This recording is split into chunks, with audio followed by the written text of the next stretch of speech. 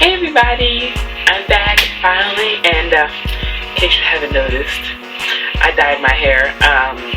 I was really originally just going to dye my roots because my roots really needed it. You couldn't tell in the other videos, the dark color was growing back into my hair, and that was not cute. So let me just adjust it down a little bit. There we go. So I decided to dye my roots again, and then I was like, you know, I've had this kind of light brownish thing going on for a while. You know, maybe I should try kind of gold thing. So I decided to try something different. So I was like, why not do red? Red's a nice kind of fading color, transitioning thing from like a brown to a red. It kind of goes together. It won't be so drastic to where it's like, whoa, okay, Shayla, red, cool. So I decided to add a little red, not a lot, just a little, just a hint of red, you know, just a taste patch. Not ready to go completely Susie Strawberry yet. But yeah, anyway, I went to CVS and I picked up 2 different dyes from 2 different people because I didn't like the red dye from this company because it wasn't, to me, it wasn't red enough, you know. So I got the Clairol Textures and Tones hair color because it is designed for women of color. So, and this one is in HRO, and I think that's O or 0, HR0 or HRO, and it's in Flaming Desire. So yes, I use Flaming Desire to dye my roots, and I really just focused it on the roots of my hair. You can kind of see it back here a little bit. I really just wanted it to focus on the roots because that is where I had the main concern about my hair. With the roots, because obviously the roots are where I had the problems, you know, because my color was growing out. So I just dyed the roots. I had my boyfriend's aunt helped me dye my hair so I can make sure I got everything, because I've dyed my hair before. When I dyed it light brown, like when I finally got it to like a light brown before, I dyed it, and yeah, I missed couple spots over here, so like there was like pieces where the brown didn't take, and it wasn't cute. It just wasn't. So I had her help me, so she made sure that all my roots were, you know, covered in the color, and I was like very thankful for that. So it came out really nice. And then I did the red by myself because I knew I was only doing pieces of the red, but I didn't do them both at the same time. I put the because I still wasn't sure where I actually wanted to put the red. I wanted to see how the other color looked first. So I put, you know, we put the dye in my hair, let it sit. We made sure we let it sit for a long time because I have thick hair, and I've noticed that when I dye my hair, I have to let it sit for, you know, a longer period of time because 1, it's natural, 2, my hair is thick. So if I really want the dye to take very well, I have to let it sit for a long time. Not too long, you know, I'm not sitting there for 2 hours with color in my hair, but it was like 30 minutes to like 40 minutes, 45 minutes that I kept the color in my hair. Then we went, rinsed it out, and all that, made sure it was all nice and out, used conditioner, blah, blah, blah. And it came with this very good Pantene conditioner, and I still have a lot left. So next time I wash my hair, I'm of course going to use it, but I'm going to mix it with my other conditioner so I'm not using so much, so I don't use this up too fast. But and we did all that, washed out, and then I went back and did the red, and I was like, okay, where do I want this red to be? Because I didn't want the red to be all over the front of my hair. I might do that next time, but for now I wanted to keep the light brown at the top. So I decided to just section it off, and that's why I parted it. That's why it's part on this side, just so you can see where I just sectioned off my my hair and applied the red, just kind of like, I mean, obviously there's more color up there, but I just sectioned off the red so it was kind of hidden underneath my other hair, and it's on both sides. And I just applied the red dye with my hands, was just sitting there painting it in, make sure it was very saturated. I used the whole bottle, and I didn't dye my whole head. I just did pieces. I didn't use the whole bottle. There's still some color, but you know, I was making sure that it was, you know, well saturated, and I was going to get the color I wanted. So I did that to both sides. What I did was I parted my hair down the middle, and then I sectioned off where I wanted the color to stop, and then just, you know, it was like, I think it was like right about here. And then I just took this and was just putting the color on, putting it on, did that to both sides. And then I was like, okay, you know, I want a little bit more pizzazz, not just in the front, but some, you know, some other color somewhere else, so it's not just red in the front. So then that's when I parted my hair from like the middle of my ear all the way around to the other side, and I did that section of my hair down. So the back underneath my hair is red as well. You can really see it when I put my hair up in a ponytail. That's when you really can see the red, and it looks really pretty. I know I'll post pictures of my hair when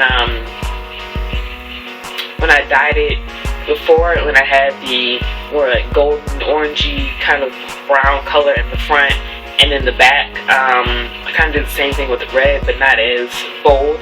I'll post pictures of that because I can't remember if I did an update video for that hair color or not, or if I just was like, hey, dyed my hair. But yeah, I can't remember what I did, if I did anything for that color. But yeah, my friend that day, I was doing her hair. I was doing the tips of her hair, so I put it in a pulled it into a ponytail, put the lightening stuff on it, lightened her hair up, and then put the it was like an orangey kind of color dye, and put that on there. It turned out really nice, and I was like, you know what? You're inspiring me to color my hair. So she let me use the rest of the lightening treatment because it was going to go to waste. So I used that, did the same thing, you know, parted my hair, and put it all in the front, and then I parted the back, put it on the back, sat there, let it lighten, rinsed that out, went back, and then I put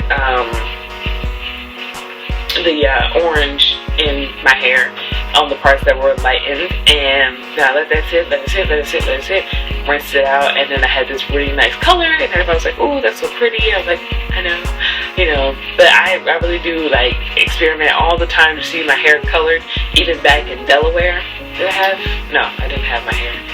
Yeah, when I had my hair colored in Delaware, I did that myself. Those videos where I was like, hey, hair update, and I had that same kind of thing going on where like the front section of my hair was colored. Yeah, same thing. Same exact thing. I don't think I did the back, the bottom back of my hair back then. I think I just had the front of my hair colored, if I remember correctly. Maybe it was the back too. I don't remember. But I really like that because it's almost like, oh, you know, the front of your hair is really pretty, and then you put it up in a ponytail and it's like, oh wow, that's really different. And you got the colors all just blending really nicely, and it just looks really cool to me. So I'm probably going to continue doing that with just different colors. You know, keep my hair kind of like a dark brownish, light brownish kind of gradient, and then just adding fun, funky colors in the front and the back. It seems to work for me. Anyway, so I used that textures and tones to, you know, get the roots all nice and, you know, pretty much back to normal so it didn't look crazy. And then I took this color. It's by Soft Sheen Carson. It's their high res hair color, and it's in Scarlet Splash. And it's a really gorgeous red color. I couldn't find anything that was like a brighter red, so I settled for that because I think I was originally going to just go to Sally's Beauty Supply and get the hair colors they have there because they have a wider range of like permanent like bright hair colors because they're a beauty supply store, so they sell stuff to a lot of salons, whereas CVS is a drugstore, so they carry the generic, not the generic, but the at-home stuff, not the stuff that you buy if you're a professional. So I wasn't going to do that, but I was like, you know what, I'm in CVS, I might as well go ahead and just get it because, you know, I'm not pressed to be like, oh, I need this exact thing, you know. So I got that color, you know, put it in, it came out really nice. I used the same technique, just parted my hair, put the color in, parted the back, put the color in, bam. And it came out really nice, as you can see. It just has a nice like shine of red. It's not like bam red. And when I parted it in the middle, you can just kind of see a hint of red like at the ends and stuff like that, which is what I wanted. I wanted it to kind of fade, and then like you see the red right here when my hair's parted in the middle, and it's parted to the side, you see more red. And then when it's pulled into a ponytail, you see all this like the red on the sides, the red in the back, and it's like wow. So yeah, you know, it's kind of like different levels of sexiness. You know, you got ooh with the part in the middle, you got with the part on the side, and it's like slam with the ponytail, because of course all the colors just on full display. And everybody loves it. My mom loves it. My boyfriend loves it. I mean, he's one of those boys just like color. And he knows I'm crazy anyway. I mean, clearly, if he thought color was an issue, he would not be dating me, because in case you haven't noticed, I do a lot of color on my face. But yeah, so I just really colored it myself. Yeah. I didn't do anything special. I didn't, I just went for it. Going in with color. My advice would be to people, because I have a lot of people that are like, oh my god, you color your hair by yourself, you color your hair, blah blah blah, it's gonna break out, it's gonna break off, it's gonna fall out. And nowadays, with the way colors, like at-home hair colors are made, the only way I feel like you could honestly damage your hair is if you don't take care of it after you color it. And I think that's what most people are doing. Like, they're coloring their hair and honestly just aren't taking care of it like they should.